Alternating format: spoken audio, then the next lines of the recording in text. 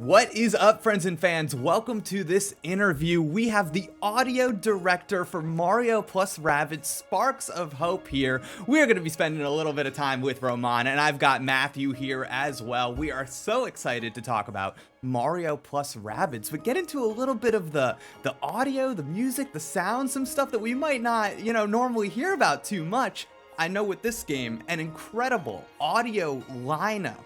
Music people that are industry names now. I feel like everybody knows. And I think we're adding another one to our list right now. So, Romain, thank you so much again for taking the time and doing this interview with us. And I think right off the top, I just want to know, audio director. I feel like there's so much there under that umbrella. Yeah. So what is that like? What's the day-to-day? What are your duties? Yeah, so thanks for having me, guys. So as you say, it's kind of an umbrella word, but it includes everything you can listen into the game, every audio related, whether it's ambience, voices, all the voices recording, the music, the actual SFXs, and yeah, everything you can hear. Basically, it's like being the director of all you can hear in the game. Wow. Okay. Everything you can hear. That is definitely a wide umbrella.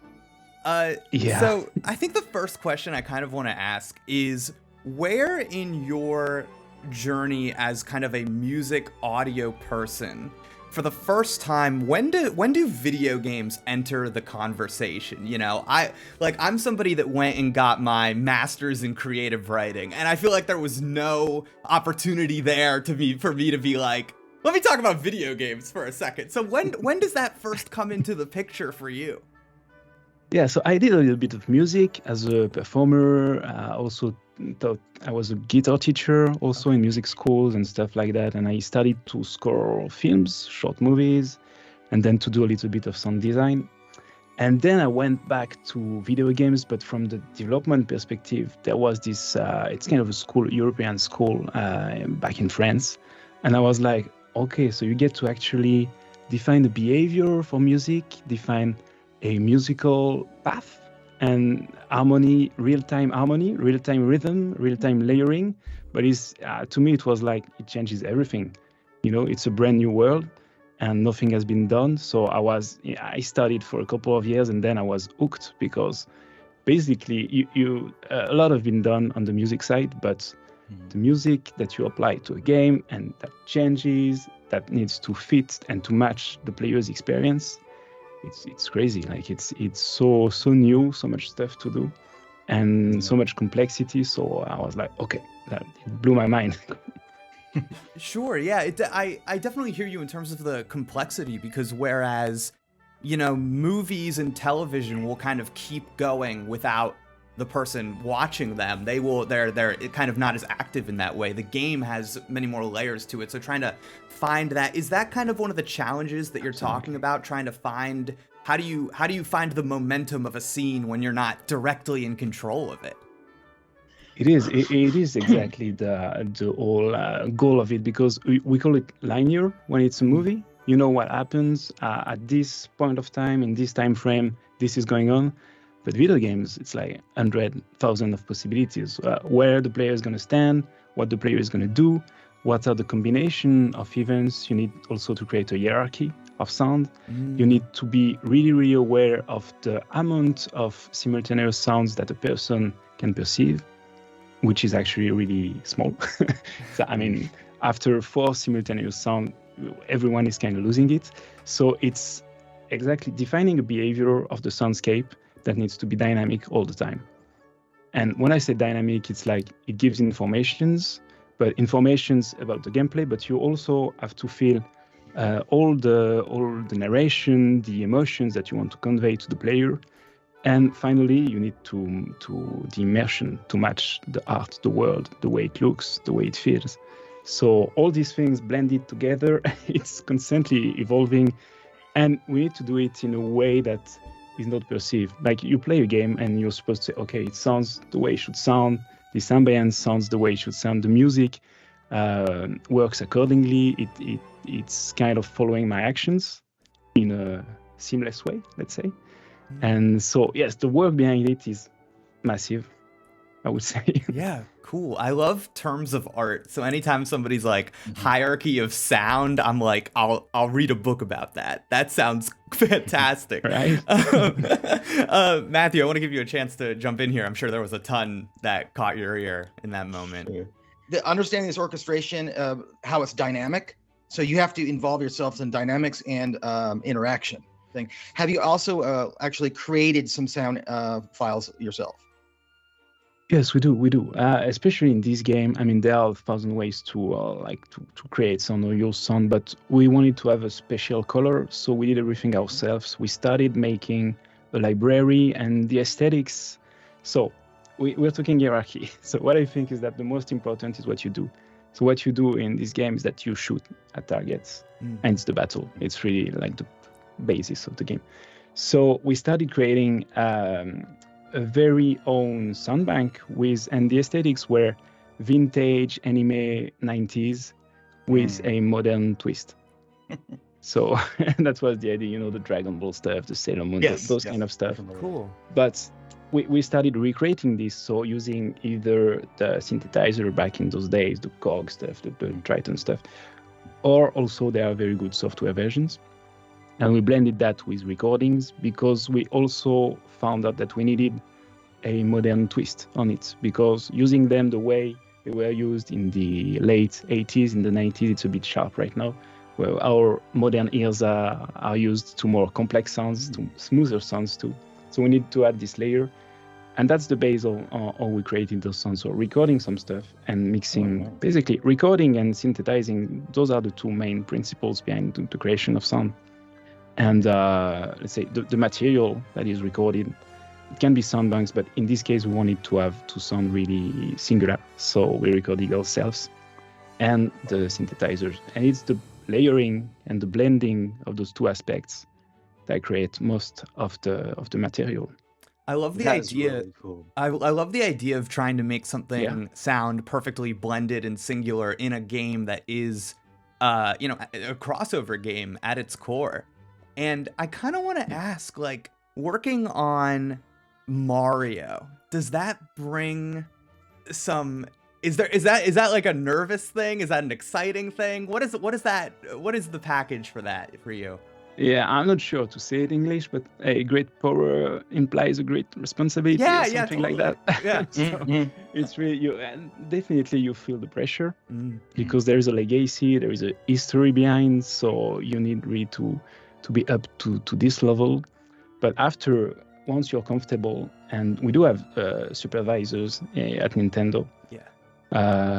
In the name of Koji Kondo, Meito Yokota. Small names, no pressure.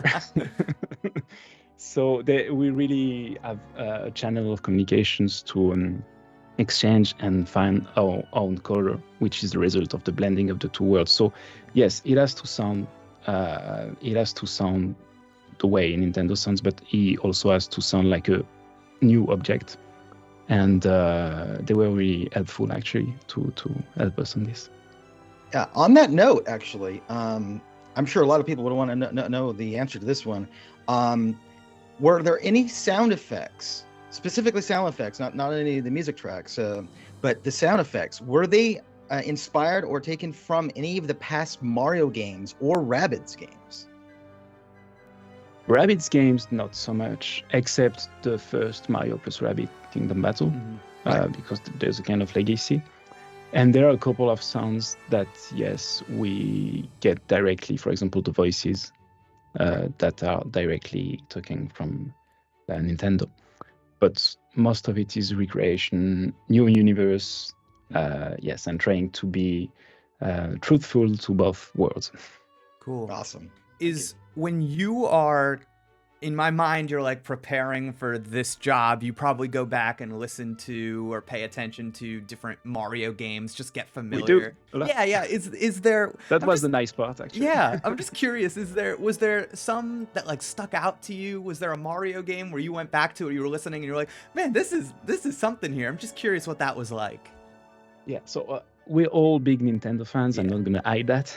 So most of this content was already familiar, but we went back to the Mario Galaxy, for example, and the way what I love in those games is that everything is crystal clear. You get the staging is okay. This is the most important information is this is the thing I'm collecting right now, or it's the thing I'm getting eat, or I'm eating something and I'm jumping, and it's perfectly staged in a way that sometimes, and you probably experience that, you're playing the game and you're like, this is so cool, this is sounding so cool, but the person sitting behind you is like, oh, this is kind of annoying, and or this is repetitive. But for you, it's perfect because it's really directed towards the player experience, and this is something I admire a lot in their games, and that we're trying to reproduce in a way.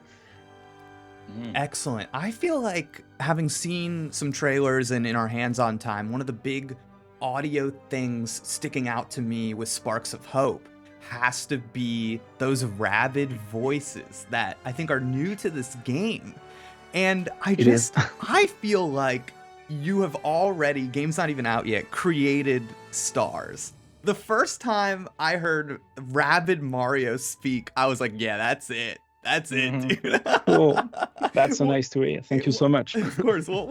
What is the, how much of that is a collaboration with Nintendo? How much is that just you guys? And what was that process like of trying to manifest voices for these creatures that several of which already existed and are now existing in a whole new way? Yeah, so it's like the characters we have, they are far from basic vanilla rabbits. They evolved a lot. So it naturally come a point in which, to expand their range of emotions, we had to have a specific tone of voice and also a specific language. So they needed to speak, sort of, And yes, we collaborated with Nintendo, but the whole experience and the whole R&D process was done here. In Paris, there is actually a lot of American voice talents for cartoons and movies and stuff like that. And so, yes, we had a lot of back and forth because we needed to define the correct amount in between. Okay, you're still a rabbit, you can be silly, you need to be silly. And it's actually a requirement that we had from the actors. So you need also to be able to have this old rabbit language, but at the same time, we wanted to bring something new. And it's difficult because I don't know about you guys, but when you change the voice of a character in a movie or a game you like, it can be kind of a shocker. Like for the first minutes, you're like, oh, okay. But at one point, I believe that they know I've reached their true self. It is the Rabbid pitch to me right now. It's Casey Chase. It's not someone else. And Rabbid Mario is David Gassman, and those are really yes. Awesome. Yeah, we even noticed the difference with Rabbid Luigi, who we originally were seeing was very, very timid, like in a kingdom battle, very timid. Yeah. And then he starts to show a little bit more strength, a little more courage, and exactly. Being his full self in this sequel, Sparks of Hope. That's pretty cool. Yeah, thank you, because that was the aim. Like, it was a cool character in Mario plus Rabbids, but maybe it was not perceived as strong as Rabbid Peach or Rabbid Mario. Mm-hmm. And Rabbid helped him, and also there is a whole narration work on this character, and is more, let's say, yes, it takes more initiative, is less shy in this new episode. And yes, the voice of Bruce Sheffield is a big part in that. Nice. That's really cool. I want to talk a little bit more about the relationship with Nintendo, and I guess I'm just curious what that's like in like a day-to-day work kind of flow. Is there kind of a constant, like, we send something, we get notes back, we hear back like yes or no? Is it like an approval thing? I guess I'm just curious what that looks like. Yeah, so a lot of this is disclosed information. Sure. But, still, I can fairly say that, yes, we exchange, we send some stuff, we get some feedbacks. And we also were looking for guidance in some areas, like you mentioned before, like the SFXs, the way we do something. And so also sometimes we would meet directly and have a chat on, I don't know, those UI sounds and these voices, the way it blends together. But what I can say is that they've been really, really helpful for the process. And it went really for all the audio part. I think we had a good understanding of each other's and the collaboration, in my opinion, but you guys be the judge in game. You can say, okay, this is truthful and this is faithful to both worlds, still being something of its own. Excellent. I think this is a silly question, so please humor me, but I think sometimes with great audio design, there's an aspect of verisimilitude where it fits so well that I don't even think about the sound that's happening. So I'm hoping from you that you can tell me one thing that I should be keyed in for, that I should listen for, and be like, we nailed this sound. I'm gonna write it down right now. I would love to know. Okay, so are you looking for an Easter egg or something that happens often? Anything that you're like, that's a good, Jake, note that sound. We nailed that sound. I want to see the pride. Pride in it. Nice. So I'm kind of fan of there are those little creatures, they are sparks. Yeah.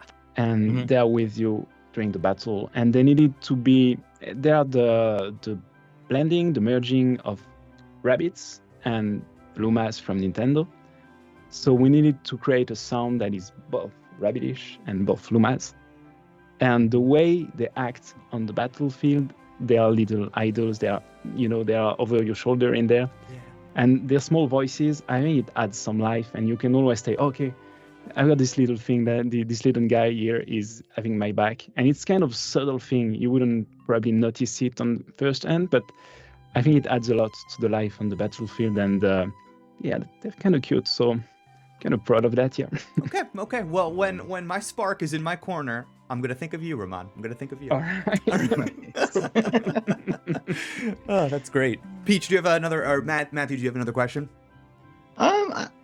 Okay, so, kind of going back over what I was mentioning before. So you're in charge of this stuff. Do we have specific names as to who created the new sound effects? Like who designed the new sound effects, or is that you? It's the team effort. So it's a team effort. Pitched in the initial library, and then yes, we're a team of 5 sound designers and 1 voice designer, and one of them being technical sound designer, which is actually in today's standard not that much, but yes, there is this kind of thing in this game that is crafted a little bit. It's done in a way which is we really do singular stuff for singular elements. Very cool. And everyone worked on Nintendo elements in the team. Everyone get to work on different family of sounds. We're not really specialized, apart from the cinematics, in which I have 2 dedicated people. We are not really specialized in you are doing just this and you are doing just this, because it's a better way to keep the team motivated and running, I believe. Of course. So I think that will do it for us. Romain, again, thank you so much for your time. It's been an absolute pleasure talking to you. Thanks to you. Hearing about the audio stuff again. Can't wait. I'm going to have that little spark on my shoulder. I'm going to be thinking of you. All right. And so thanks everybody for tuning in. For everything else in games, you're already in the right place. So just let us explain. I've been Jake. That's Matthew. We'll see you next time. Goodbye. Ciao.